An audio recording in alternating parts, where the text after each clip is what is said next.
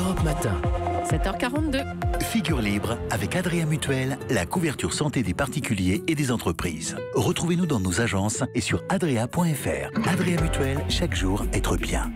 Patrick Cohen. Et on revient d'abord sur le carnage de Vegas avec vous, Vincent Hervouet. Est-ce que cette tuerie met Donald Trump en difficulté, lui qui défend les armes à feu ?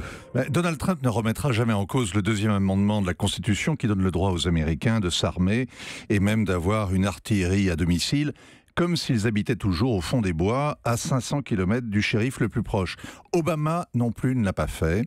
Ni le Congrès, ni la Cour suprême, ni même les démocrates ne veulent rouvrir un débat qui galvanise la moitié de l'opinion.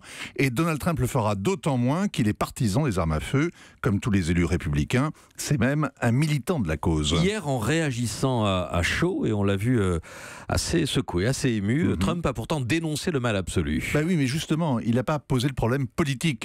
Il n'a parlé ni des armes, ni de Daesh. Il a désigné le diable.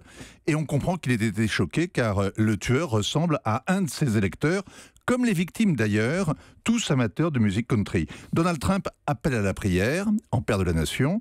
En Amérique comme en France, une tragédie suscite l'unité nationale et in fine, le pouvoir en place en profite toujours. Donald Trump avait d'ailleurs repris des couleurs en se rendant au Texas et en Floride après les ouragans. Là, il a annoncé qu'il se rendrait demain seulement à Vegas. Pourquoi attendre 48 heures ? Justement parce qu'il va tout à l'heure à Porto Rico, après le passage de l'ouragan Maria. Les Portoricains manquent de tout, d'eau, de courant, de téléphone, d'internet, 3200 routes et ponts endommagés, et l'image de Trump aussi, car il s'en est pris aux autorités locales alors qu'il passait un week-end de Pacha dans son club de golf du New Jersey. Mais ça n'altère pas sa cote de popularité, autour de 40%. C'est mieux que tous ses rivaux à droite et tous ses adversaires à gauche. C'est 10 points de plus qu'Hillary Clinton. 40%, malgré la presse qui ne le lâche pas et son entourage qui le lâche. Son secrétaire à la santé vient d'être emporté par le scandale. C'est le 6e ministre en 6 mois à démissionner. 40% malgré les tweets que Trump lâche lui-même au matin et qui sont autant de balles qu'il se tire dans le pied, comme la dernière rafale contre les vedettes du football et du basket américain qui mettent genoux à terre pendant l'hymne national. On est loin de la flagornerie avec laquelle les autres chefs d'État traitent ces milliardaires en short. À Las Vegas, Donald Trump sera chez lui, c'est un joueur, sauf qu'il ne respecte aucune règle. Vincent Hervouet. Axel ?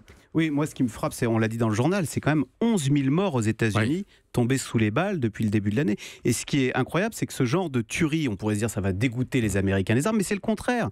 Plus il y a des tueries de masse, et plus alors on explique que les Américains se sentent en danger et se disent moi aussi il faut que je m'arme pour me défendre le cas échéant contre un illuminé. C'est l'idée que le mal n'est pas dans les armes mais dans la personne qui les détient, et donc il faut des armes pour se défendre des méchants. Mais d'ailleurs, vous vous souvenez que Donald Trump avait, après la tuerie du Bataclan, il avait pris cet exemple pendant la campagne pour déplorer qu'aucun spectateur n'ait été armé pour tenir tête aux terroristes.